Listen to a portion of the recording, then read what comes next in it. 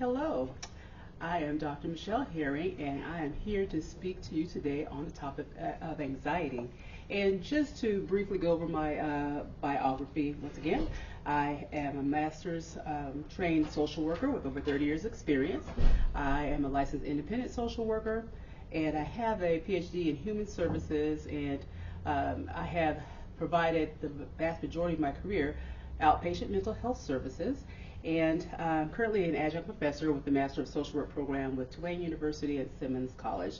I am thrilled to be here to speak on this topic.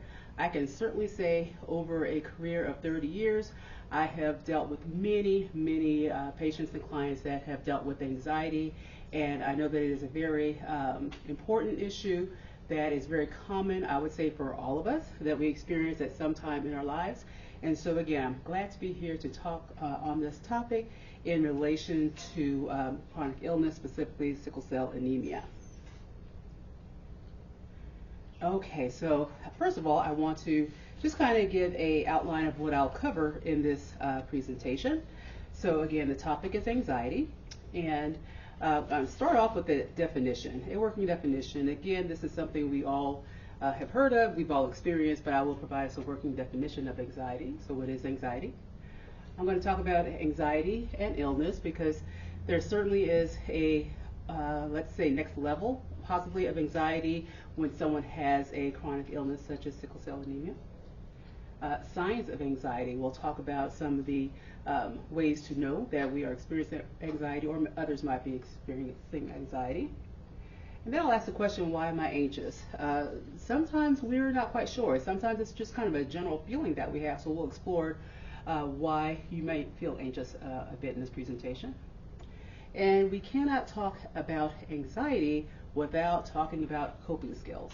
Again, this is probably a phrase that you're very familiar with. So I'm going to share some specific coping skills that you can use, and there's going to be actually a link at the end in my references of sites that you can go to and learn more skills beyond what I'll share in this presentation. Okay, then we're going to talk about seeking help for anxiety, because there may be a time that it is appropriate to get professional help, okay?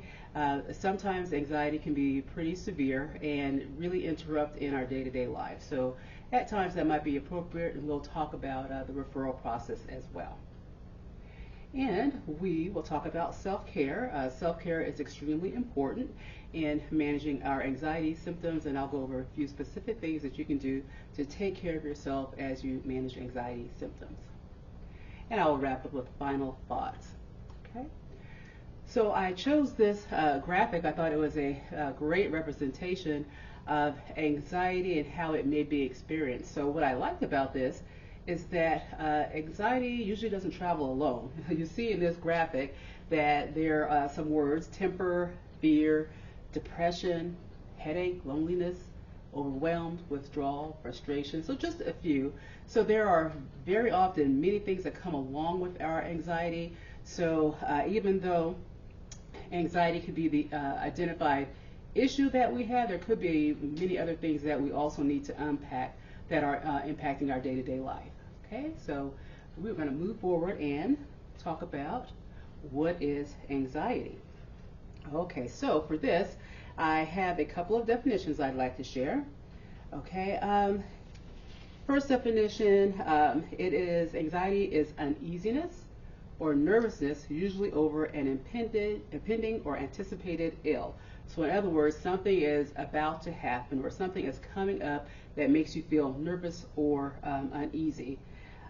Also, another definition could be an overwhelming sense of apprehension or fear, often marked by physical signs such as tension, sweating, increased pulse rate. So in that definition, we see that anxiety can have our bodies can have physical responses to being anxious. And we'll talk a little bit more about that. I thought it was also to share some information, some data that I found on the Anxiety and Depression Association of America, the website, because I think it's really important to understand the scope of anxiety. So anxiety disorders are the most common mental illness in the United States, affecting 40 million adults, which is 19.1% of the population, aged 18 and older every year. So 40 million individuals, that of course is a significant number. And again, I share this information to put out there that it's common. Many people that are having severe symptoms of anxiety might think that they are suffering alone, that no one can understand what they are experiencing, but that is absolutely not the case. Okay? And let me right away offer hope. The website also says that anxiety disorders are highly treatable. I want you to hear that, highly treatable. Okay? Yet, only 36.9% of those suffering receive treatment. Okay, so this is important to consider. And again, I believe that a lot of this has to do with the shame and stigma that's often related to a mental health diagnosis. And I believe that many go untreated out of fear of being shamed or feeling they are inadequate, they're crazy. That term usually has pretty negative connotations. But do know that anxiety disorders are highly treatable, and there are some very concrete skills that you can be taught and you can use. Okay? And so for children, I thought this is important as well, as since we are talking about sickle cell anemia, and of course we know children are affected. Anxiety disorders affect 31.9% of adolescents between 13 and 18 years old. Okay? So, and here are some of the things that can happen when a child is experiencing anxiety, okay? Or actually, these are things that parents can do or loved ones can do to help support their child, okay? Pay attention to your child's feelings. You know, sometimes in our society, we're told to hide our feelings or mask our feelings, but is that really helpful? Does that really help to manage our feelings of anxiety? So it's important for adults to pay attention to the child in their lives, their feelings, okay? Stay calm when your child becomes anxious about a situation or event. This is huge, actually. Being anxious, again, is a part of life, and we don't want to shelter ourselves 100% from anxiety because it can serve a purpose, but it's not very helpful if our child is anxious about something that we fall right in line and we feel anxious also, because they're going to pick up on that, and then their anxiety level can go up as well. So we want to model being calm and staying in control even in a situation that can be that can cause anxiety. Okay. Recognize and praise small accomplishments. Again, another huge one. Again, I think our society is very focused on the big things, the big events. Many times things are moments that are captured in social media, but sometimes something that is small is very significant, and sending the message that a child has done well and giving them that feedback can be very reassuring and can help them manage those times when they feel more anxious or unsure about things. So never pass up on the opportunity to give a child support and praise. Okay. I think this one is another very important one. Don't punish mistakes or lack of progress. Okay, so why does that matter? So children need our reinforcement, particularly adolescents, again, between the ages of 13 and 18. They need that positive feedback. And if we, as adults, parents, caregivers, constantly punish mistakes, how else do we learn? Okay, we have to think about it. As we were growing up, we made mistakes. That's part of being human. That's part of developing and growing. And so, of course, we want to keep our children safe, and we're not going to condone unsafe behavior. But I would say consider when you're going to punish or point out the lack of progress, because guess what? There are going to be times where our children may not meet our expectations right away, but that's okay. Continue to support, because by punishing and focusing on the negative, that can absolutely make children feel self-conscious, that they're not capable, and that again sets them up for failure when something that causes anxiety comes up, because they might transfer those feelings to the next situation. Okay, so let me also add that this is very important. So without managing those symptoms of anxiety and providing support to children, there are some possible negative consequences that have been identified. Okay, so research shows that untreated teenagers with anxiety disorders are at a higher risk to perform poorly in school, miss out on important social experiences, and engage in substance abuse. Okay, so there are some very serious consequences for children that have high degrees of anxiety that are not managed. And I would say that none of us want these outcomes for our children. So it's important to consider what we can do as parents and caregivers to help children along the way as they grow and develop to hopefully avoid some of these pretty serious negative outcomes. Okay. Okay, so let me also kind of clarify two things here. I want to talk about anxiety in general and then anxiety disorders. You might have heard me say that a little bit earlier. There are specific types of anxiety disorders which you probably might be familiar with. You might have heard of OCD, obsessive compulsive disorder, or you might have heard of someone having a phobia. Okay, so there are actually there's a list of different anxiety disorders that can be pretty severe and debilitating to individuals. But I also want to point out that sometimes anxiety is not diagnosed. So I am certainly not saying that you have to be diagnosed with something specific to reach out for help. Again, we all have anxiety in our life, and there are times that our anxiety can be really high because we have so many stressors happening in our lives. And there's some times where we still have anxiety, but it's pretty low because life is going pretty well. So just wanted to point out that there is a wide range of experiences of anxiety, but whatever the individual feels is too much for them, that could be an indication to seek treatment. And also, let me say that anxiety, I believe I said this, is not all bad. Anxiety can help keep us safe. So for example, if we are driving and our car breaks down, and we're in an unfamiliar place, we very well are going to feel pretty anxious. But our anxiety in that situation can help us to take precautions, to lock our doors, to call for help, to do things to keep us safe. Okay, so again, the goal here is not to eliminate anxiety altogether because it absolutely serves a purpose in how we function in our day-to-day.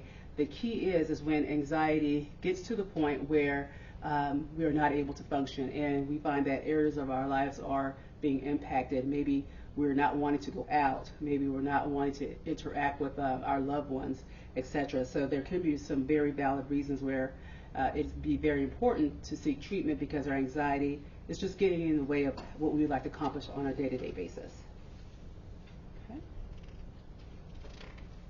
Okay, let's talk now about anxiety and illness. Again, since our focus here is on sickle cell anemia, the mind, body, and spirit. So anxiety and illness. So the first point I'm making, increased risk of anxiety symptoms. And the connection here is that, and it's pretty logical, if someone has a chronic illness and is dealing with ongoing issues related to pain and compromised health, it's perfectly natural to have a degree of anxiety. Okay, I would say this is the case of anybody that has a chronic illness, whether it could be diabetes, it could be arthritis, the list can go on and on. But there is the component of not knowing how you're going to be feeling or what to anticipate next. That can be very anxiety producing. So it's reasonable that when there is an illness going on, that there is a degree of anxiety. Now, once again, this level of anxiety can look very different from person to person, but I think it is very normal and should be accepted that anxiety is just a part of having an illness. Okay, and special considerations for children that have sickle cell, and of course, as I said, might have accompanying anxiety. Think about it. Having sickle cell anemia is certainly life-changing, and how you interact with the world may need to adjust. This idea of being normal and being able to do what everyone else does might not be possible for some children. They might be limited by the uncertainty of the illness, and so it's important to think and support children that may have frequent hospitalizations or pain issues to help that child through their process. So their anxiety, again, can it go away 100%? I don't think so, but to provide support that they have skills and tools to cope with the unpredictability of their illness. Okay, so again, another task that caregivers and professionals also can certainly be a part of. Okay, so let's talk about a few of the signs of anxiety, and I am positive we can all identify with some or all of these. So I will quickly go through these. Feeling nervous or restless or tense, having a sense of impending danger, panic or doom, increased heart rate. So again, it can be physical. You can feel your heart pounding, and again, such as giving a speech like this. Sometimes your body gets excited and your heart rate goes up, and also sweating is on here, trembling. So if we have physical reactions, it's okay. It's a part of being alive. Sometimes we feel weak or tired. We're just wiped out because we're so anxious. This is a huge one. Trouble concentrating or thinking about anything other than the present worry. This can actually take up a lot of our time, and sometimes we're going over that thing and over, and it's mentally exhausting, and we're not able to get other things done because we're so focused on that thing that has us anxious. Okay, sometimes our stomachs get upset. Of course, difficulty in controlling the worry, and the urge to avoid things that trigger anxiety. And I gathered this information from the Mayo Clinic website. So again, I'm sure we can identify with many of these symptoms. All right, why am I anxious? I really like this this picture for the slide, and I decided to keep it because I immediately, when I saw this, I thought of kind of the metaphor, I'm at the end of my rope, or the last straw kind of analogy, and I put this there because sometimes when we are really anxious and we've been anxious for a long time and we've tried to figure it out and we're, want to resolve something, but it's just not working out, we might feel this way. We might feel so super tense. So can you imagine going through every single day feeling like you're at the end of your rope, that you are just that tense? That's not healthy. That's not good for our bodies. And so while anxiety, again, as I said, is a normal part of life, we all have worries in our lives. That could be, maybe it's our health, okay? Maybe it's our employment, it's our families. It's when the worry becomes overwhelming, it gets to this point.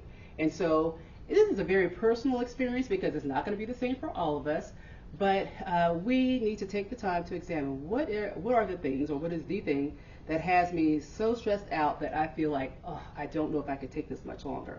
Okay, and so that is the key, I think, to identifying anxiety in the individual. Again, personally, where are you at? What has you most stressed out? Again, acknowledging that you have anxiety does not make you less than. It doesn't make you crazy. It doesn't make you incapable. It actually shows that you're in touch with yourself. And so recognizing that anxiety is an important first step for all of us to take. Okay, so let's move on to coping. This is key. So we have options. If we stay in that anxious state on a daily basis, that turns into weeks, that turns into months, it's absolutely going to have impact on our overall functioning, and there's no way we can live a quality of life that we would like for ourselves if we're constantly stressed and anxious. So it's all about skills, okay? Skills that, and I very often told clients throughout my career that, what I'm going to teach you can help now, but it can help you for the rest of your life. These are not skills to just practice for a little while. They are skills that are going to be helpful for a lifetime. And, if we want to fix something, we look for solutions. Typically, we don't look for one thing. We might find one thing, but typically we want to weigh our options and have several solutions available. So coping skills are certainly a way to identify ways to deal with our anxiety. But let me say this. I thought it was a powerful quote, and in one of the research that I read, it basically said that it is perfectly fine and actually very realistic to have a sense of loss because of having a illness such as sickle cell anemia. that you realize that your life is going to be different because of the illness, and acknowledging that and honoring that it's okay. And it's probably a process that's going to last throughout the lifetime, not just a one-time thing, because think, as I was talking about children, as they grow and develop, there may be new challenges as they grow that are related to their illness. So it is perfectly fine to honor those feelings of loss and get support in that space, and honoring that and acknowledging that can absolutely help to lessen the overall anxiety that an individual might feel. So I think that is a first key thing that any individual can do. And I believe also family members and support systems can also benefit from this, because how difficult it must be for a parent to recognize their child is going to need different things throughout their lives, that they won't have a childhood they might have expected, but have to work around the illness. That does not mean that their child cannot have a fulfilling life, but it might just look different, and that's okay. Acknowledging that is important. All right, so let's get down to specific skills. Deep breathing. I'm sure everyone has done this a time or two, but it is extremely effective, and this is one of the skills that I very often taught to patients that I saw, because it's so easy. It doesn't require anything. You can do it very privately, and you can do it anywhere. And a technique that I use is just simply deep breathing in for a count of 4 and breathing out for a count of 4. Okay, there are many different ways to do this technique. Again, I have a link that has some specific skills, but you also can just look online and find out what works for you. It can be very effective in managing those physical symptoms when we feel our heart pounding and maybe we're starting to get a headache or starting to tremble. That deep breathing can just bring our senses back together and can be very relaxing in the moment. So I encourage, and I personally use it myself, it's very helpful just to keep us grounded, deep breathing. Okay. Reframing and refocusing, calming the overactive mind. I always like to give this example because I've had this experience. You wake up in the middle of the night, you try to go back to sleep, and you just can't, because your mind's going a mile a minute. You're thinking about a little bit of everything, and your mind's constantly going. Well, sleep is probably gone by then, and it's not going to be helpful. Usually, my experience, it's kind of the worst case scenario thinking at that time of night. That's not helpful, okay? So we need skills to calm down our overactive mind. And so again, we can go back to our deep breathing, or we can reframe, refocus. Okay, what can I do about this? What's the worst thing that can happen? Now, we're probably already doing that, but what can I do? What power do I have? And guess what? Sometimes we might not have power, but that's okay. We need to find ways to bring ourselves support when we're feeling anxious, because again, we don't have control over everything, but we can control how we're responding to that event that makes us anxious. I love this one, humor. Okay, so watch a funny show. Okay, there's plenty of YouTubes or TikToks out there. It's not hard to find something funny, something that you like that will make you laugh. It is hard to feel anxious when we are laughing. Okay, so you might decide that, you know what, I'm going to watch this TV show or watch this movie that I really enjoy because I know it always makes me laugh. I'm going to do that. And it's a distraction technique, and that's perfectly fine, but you know it's going to bring you joy, and at that moment you're not going to be overthinking about the thing that makes you anxious. So humor can be an extremely helpful remedy for anxious feelings. Okay, and you can always pray, meditate, and we might all have different belief systems, but spirituality, prayer, meditation have certainly been shown to be a way to connect us to something that's larger than ourselves. And once again, if we are focused on our spirituality and making that connection, it's very difficult for those anxious feelings to overwhelm us in that moment.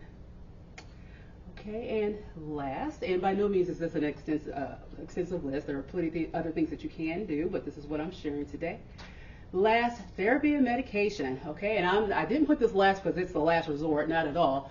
It's an alternative, but I'm going to be transparent, as other speakers have been. Sometimes it's the most difficult step to take because, again, there's a lot of stigma around going to a counselor, going to therapy. Oh my gosh, they're going to think I'm crazy and that I can't handle things.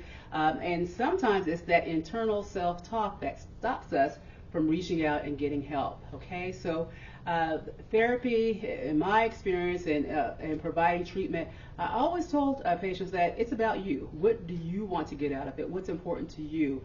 And I would certainly encourage if you would like to consider going to therapy, to go prepared to work and be in charge of your treatment, and have a therapist that works along with you, okay? Because I always tell patients that coming to therapy takes a lot of courage. I give them that respect at the front. But I also say when you keep coming back, that also takes a lot of courage, and it shows a desire to change. Because the hard work can be in the therapy session, but you still have to leave that therapy session and go live your life and practice those skills. So I provided plenty of support and really validated the difficulty to come to treatment, to stay in treatment, and practice those skills. So that definitely is a strength. And sometimes medication, psychiatrists are able to prescribe medications to manage anxiety, and again, that is an individual choice. I'm certainly not saying that that is the answer. I've personally found throughout my career that in treating anxiety, it was a must if someone was on medication to also receive therapy, because it's never the goal to keep someone on anxiety meds for the rest of their life. You need to learn skills, and so that's important early on, and to frequently use your skills. And again, it can be a bridge to help individuals manage anxiety, but let me also say it's very individual. That is something that you would work with your medical professional closely with, okay?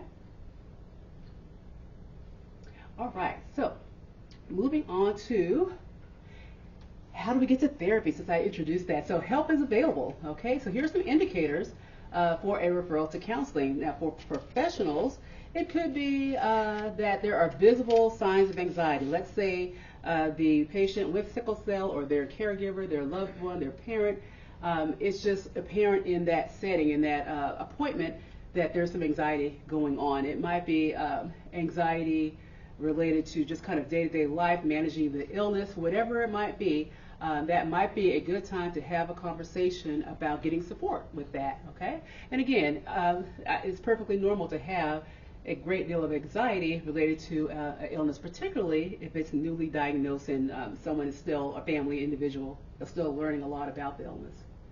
Okay, another indicator might be if it just seems that person is overwhelmed by the illness. Again, that could be a time to provide more education. Again, that referral could provide support to that individual and unpack what does that mean, overwhelmed. Again, it can look different for each person, but it's possible to get a sense if someone is just not managing well, and there could be so many reasons. So again, you can introduce therapy as a way to go get support and help manage or work through feelings related to the illness. Okay, and of course, if someone is having physical health symptoms, if they are not sleeping very well, their appetite is poor, they're maybe having chronic pain issues, not related to the sickle cell, that they're just not feeling well, it might be a constant sense of nervousness, uneasiness. It might be anxiety. So again, asking some questions, and there are tools out there to do an assessment for anxiety. That might be an indication to refer to a professional for further treatment. Okay. And so for the individual or the family member, these are just a couple. There could be, of course, there are many more. When should I seek treatment? When you're feeling overwhelmed by anxious thoughts, it's just something that you're trying your best to manage, and it just keeps coming up and coming up. Like, I am doing what I can, but it's not enough. Not to say that's not working, but I need something else. That could be a time to say, okay, maybe I need the support of somebody else. Okay. Difficulty managing daily activities due to anxiety. This just kind of goes back to what I said earlier, that anxiety can get to the point where you're not able to get the things done that you would like to accomplish because you're constantly anxious. So again, if your day-to-day life is being impacted, that might be a time to reach out. Okay. And so listed I have the Innermost Healing Counseling Services and their contact information, and that can be a great resource to connect with a therapist and begin to work on the anxiety issues that you are experiencing. Okay, and so anxiety self-care. And just a few things to remember. First and foremost, we need to acknowledge our anxiety. It's okay. It's okay to be anxious. It's a part of the human experience. It doesn't make you less than a person because you're anxious. It makes you actually, it puts you ahead of the game acknowledging that that is there. It's a part of who you are. Very important, do not compare yourself with others. This is kind of hard in our day and time because I think as humans we do that pretty often. We make comparisons, but everyone's experience is unique. Even siblings that grew up in the same household, same parents, it does not mean that they're going to experience things the same way. So avoid comparing yourself, because as soon as we start doing that, very likely our anxiety level is going to go up. So avoid that at all costs. Honor yourself and your own individual experience. And last part of self-care is daily coping skills. Make this a part of your day-to-day, not just, oh, now and again I'll do this. When you're trying to build muscle, the best way to do that is do things, do repetitions, do it over and over. And I would say as we build our daily coping skills, we have to practice them on a daily basis. So again, I'd encourage you to find skills that work for you. Pretty easy to locate on the internet, and practice them, and just, again, identify the ones that you feel are going to work for you, and be ready. Just be ready for those anxious times, and you think, okay, yeah, I practiced those 5 skills. Let me go try those 2. Okay, so you'll have a toolbox, so to speak, of skills that you can use to manage your anxiety. You are worth that effort. Okay, and final thoughts. I love this little graphic right here. Fall in love with taking care of yourself, your mind, your body, and spirit. Okay, we are ultimately have so much to do with our own well-being. We're surrounded by others. We need support of others. But there is work that we should and could do every single day to support our mind, body, and spirit. So if you are diagnosed with sickle cell anemia, you are a loved one, a caregiver, parent, this is an individual journey for each, and also professionals as well. It's important for us to make ourselves a priority. It is not selfish. I believe that it makes us come to a better place where we're able to be there for other people if we take care of ourselves. Okay? You are worthy. It is good work, and it is important work. And finally, I have my references, which has some links to some specific anxiety reducing skills. But as I said, pretty easy to find. If you just Google how to reduce anxiety, you will come up with quite an extensive list that you can start trying today to reduce your anxiety. Thank you.